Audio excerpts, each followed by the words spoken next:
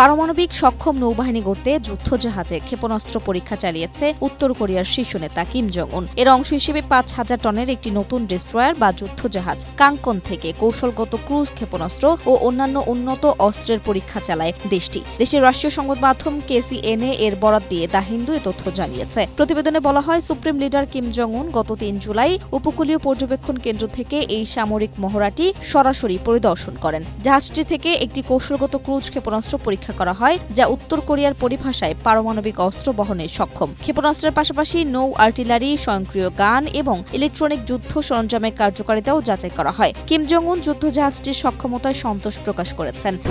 Strawberry super dotted ও classic variant sensation জাগুক শিহরণ এবং আগামী 2 মাসের মধ্যে একে সরাসরি নৌবাহিনীতে যুক্ত করার নির্দেশ দিয়েছেন। এই যুদ্ধজাহাজটি প্রথম 2025 সালের মে মাসে চংজিন বন্দরে উদ্বোধনের সময় কারিগরি ত্রুটির কারণে আংশিক উল্টে গিয়ে ক্ষতিগ্রস্ত হয়েছিল। দীর্ঘ মেরামতের পর এবছরের জুনে এটি পুনরায় পানিতে নামানো হয়। এর আগে উত্তর কোরিয়া একই ক্লাসের আরেকটি 5,000 টনের ডেস্ট্রয়ার চোয়েহিয়ন নৌবাহিনীতে যুক্ত করে। বিশেষজ্ঞদের মতে পূর্ব সাগরে কাংকন এবং পশ্চিম সাগরে চোয়েহিয়ন মোতায়েনের মাধ্যমে পিয়ংইয়ং তাদের সমুদ্রভিত্তিক পারমাণবিক সক্ষমতা দ্রুত বাড়াচ্ছে।